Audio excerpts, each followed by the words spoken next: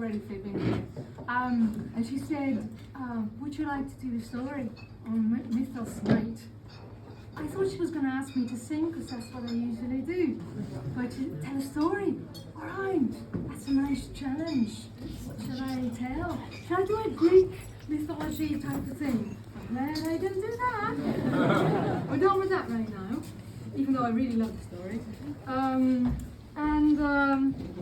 I thought maybe I should tell a Dutch myth or legend. I looked into it and the witte wieven, but it didn't really harden my nipples. Oh It no. didn't give me a stiff one, right?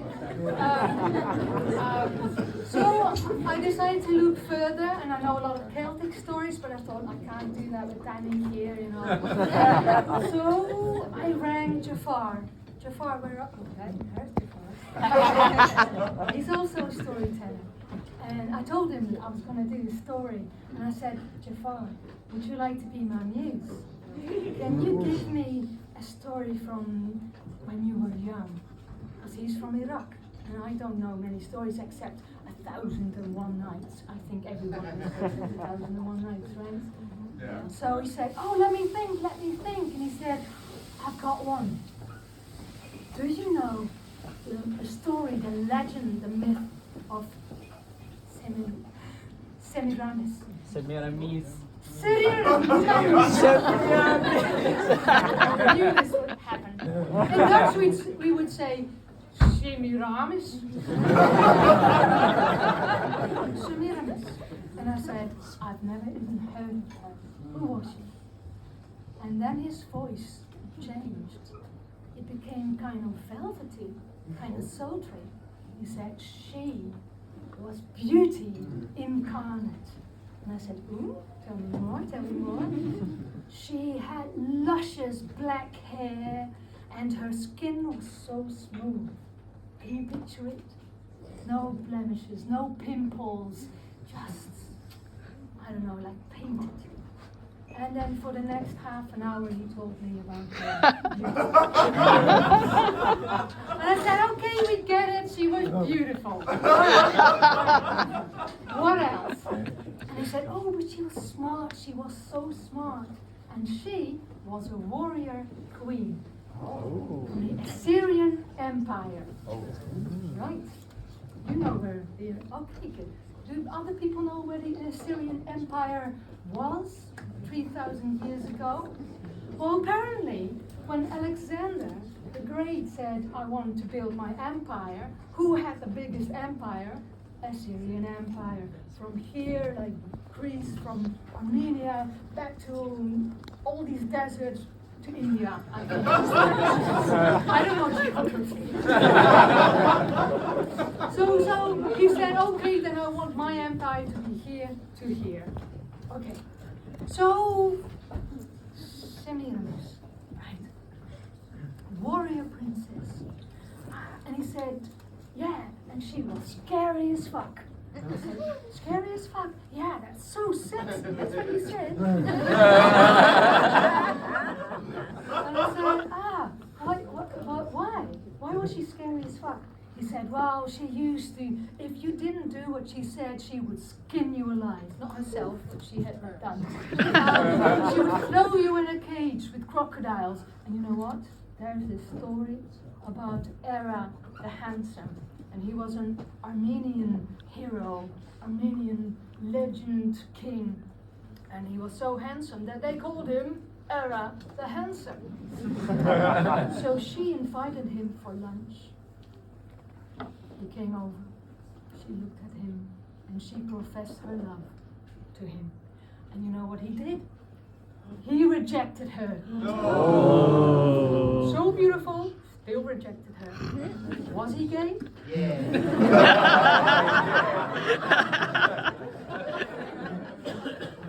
So I said, okay. And what happened? Well, she didn't took it great, so she sent her army after him. That's what you do when you're rejected. When you're a queen. Yeah. And I said, hang on. let me take this story for a bit, and can I reenact it in a different way? Can I give it my own interpretation? Because here there's this heir, and he's so handsome. And he hears that the queen has become a widow. Yeah, I'm not making it up. Well, the next bit I will make it up. So he goes over to have lunch with her and express his sympathies. But in the meantime, he said to his generals, he said, you know what, why don't I take her land as well? You know, she has the biggest army, we can't fight her, so let me see if she can become my wife. And they said, yeah, let's do it, come on, go. So he went over. Yeah, I'm reenacting. Beautiful lunch.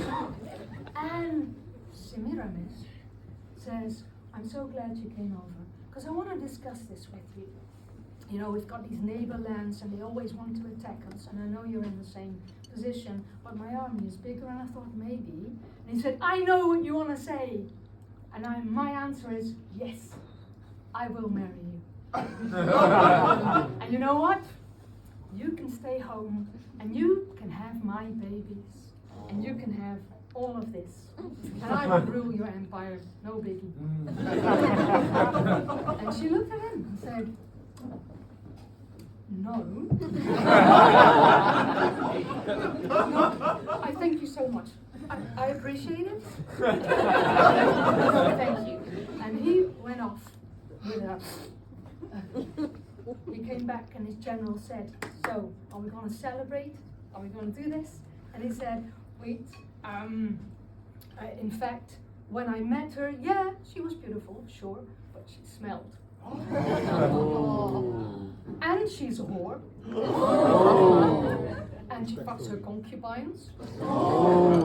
And she's got syphilis. Oh no. Maybe not, because I don't know it exists at that time.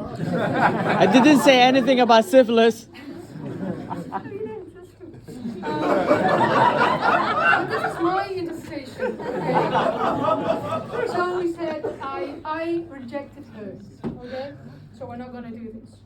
And they said, ooh, okay. And of course, rumors traveled back to the palace of the queen. And her own general, who had spies, came to her and he said, Queen, I just want to tell you what happened. Maybe not. Maybe I shouldn't tell you this. And the other general said, yes, say it, because then we'll have a war. So he said, okay, I heard that that Ara the handsome said that you stink. And you're a whore.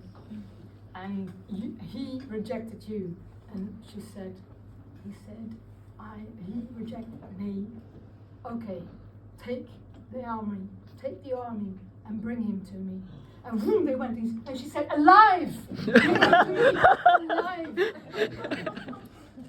Army comes back, has captured him, vroom, dumps his body on the ground. And there's a painting of the guy, where Ara the handsome is lying there on the ground, and she actually sits down and she looks at it with sadness. I'm reenacting it standing up for the people in the back. So they bring him in, dump him there, and she says, excuse me? What's this? Is he alive? And the generals go,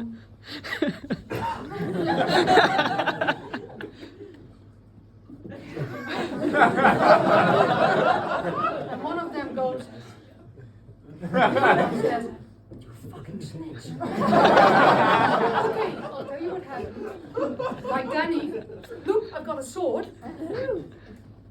Oh, it's a heavy sword. Yeah, I'm a strong man. Okay.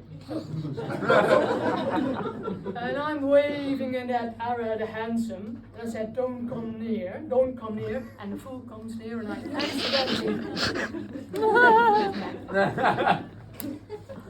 It happened. So, back to Jaafar. He said, oh, what's an interesting interpretation of this story? I hadn't thought of this. This is cool. Yeah, maybe this happened to Ara the handsome. Because in fact, I think the story that is being told is made from the side of the Armenians. So it's the interpretation of them. And of course, when they look to the queen, she's the enemy. And I remember that Jaafar said, you know what? They took his body and they hung it outside on the wall. And I said, oh, that's interesting. Yeah, I'll tell you why. Because in the meanwhile, I was already Googling Semiramis. Yeah, good, that's good. And they said that she didn't, okay, he was dead, but she was a sorceress, and she brought him back to life. That's one story. But then another story, she disguised a young man and said, look, there he is. But I like the story that they took his body and hung it up outside. You know why? Because she apparently said, if the enemies see that this is what I do to people who I love, can you imagine what I do to my enemies? Okay, I'm not done yet. Because now we're going into the rabbit hole of online searches of this queen. And because he also told me that she used to be married to a general, and then after he died, she married the king. So I googled it, and this general was called On. And when you go to Wikipedia, and if it's on Wikipedia, you know it's true. There are 3 sentences. So Semiramis, oh, there's so much. You can find so much about her. all my notes. So what does it say about this general? On, in legend, was one of the generals of the mythological Assyrian king Ninus. He was married to Semiramis. He is said to have committed suicide, after which his widow married Ninus. He is said to have committed suicide. Can I reenact this bit as well? Just briefly, right? So here we have General On, and he's a wonderful man, and he loves his wife so much. He even takes her to the battlefield because she gives such great advice. And they are a team. 4 years they've been a team. Yeah? So when the king Ninus hears about this, he says, I want to meet this Semiramis. Can we all just say it once? Fuck you can, okay. Fuck you. Semiramis. So when the king meets her, oh my God, he wants to have her, and he's the king, so he'll have her. But he's a gentle king. So he says to his general, you know what? You'll give her to me, and I'll give you one of my daughters. 3 daughters, because that's what we always have in stories. This one is beautiful, but a little bit thick. That one is incredibly smart, but and the third one, you can have all 3. And On looks at these daughters, and he looks at his wife, and his wife looks at him, and she knows he cannot reject. He can't say no, because this is the king. But he takes one more look at her, and he says, "Thank you so much, my king, my liege, but I would like to stay with my wife." Aww. In the evening, guess what? He's sent off to the battlefield, to a war he can't win, and he gets killed. And yet in Wikipedia, it is said that he has committed suicide. But we know better, don't we? Okay. No, wait, I'm not done. So when you look at the stories of this woman, you'll notice that when Jaafar, he was obviously in love, meaning in love. Still. Yeah. And I also understand why. Because when you look at the stories, it goes all the way from Dante's Inferno, where she is in hell because she's such a lustful woman. And when you look at Shakespeare, okay, let me take out my notes one more time. Shakespeare, she appears twice. Oh. This goddess, this Semiramis, this nymph, this siren, that will charm Rome's Saturnin. And then in The Taming of the Shrew, he says, we'll have a couch made up that is softer and more fragrant than the bed of the lustful Semiramis. So how did she become this evil, sexy queen? Gay people? Well, there's this Greek, Herodotus, and at a certain time he didn't know what to tell anymore. So he went to Persia to get some fresh boys' stories. And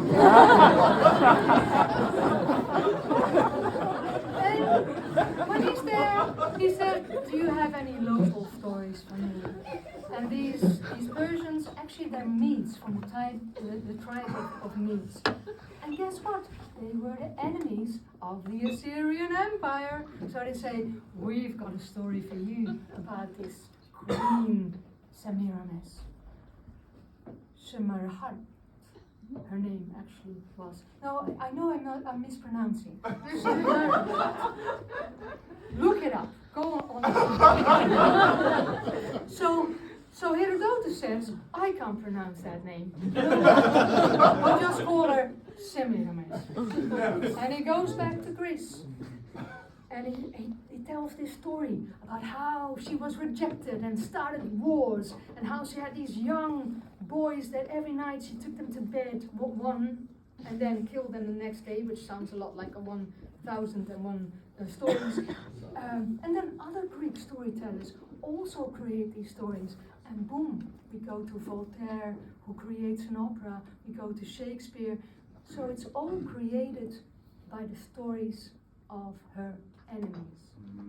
So tonight, I want to give to you, like Semiramis through the eyes of her enemies, to Semiramis through the eyes of those who care for her and maybe love her eventually.